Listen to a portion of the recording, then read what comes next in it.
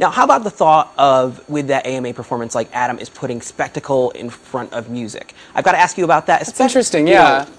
You know, the song itself is not necessarily the most vocal song. It's more about an energy, a vibe. It's about a beat.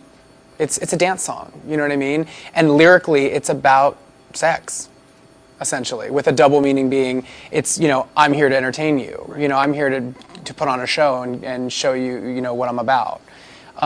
So I think that, if anything, I really do feel like I was just interpreting the song. Right. Morning after. Obviously, there were a lot of interesting performances throughout the evening. You were the one performance everyone was talking about. Did you kind of hope that when you were going into the AMAs, like, boy, I hope people are really buzzing about this the next morning, and did you kind of feel like mission accomplished? Because I do feel like, to a certain extent, especially for award shows, sometimes singing really well and straight on doesn't give you the kind of buzz that...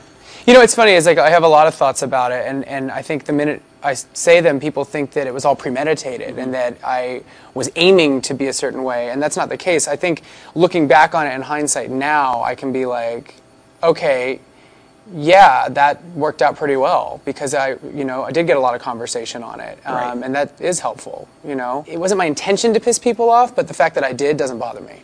Okay. You know what I mean? Right. Looking back on it is a whole nother story. What's a bigger number, the 1,500 calls of complaint that ABC got, or the, and I may be guesstimating here, but the 431 felonies that Eminem referenced in his intro? What's a bigger number, Adam? I don't know. Yeah, I mean, that's interesting. And I thought all the performances that night were really cool. I sat in the audience for the majority of them, and they were great. And they were racy, a lot of them. Eminem mentioned 17 rapes under Slim Shady's belt. Right.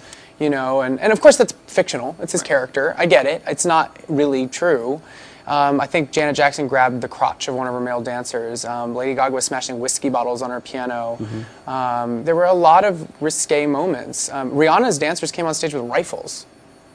But obviously in America, it's okay to be violent, but not sexual. So that's cool. I'm fine with that. I'm fine.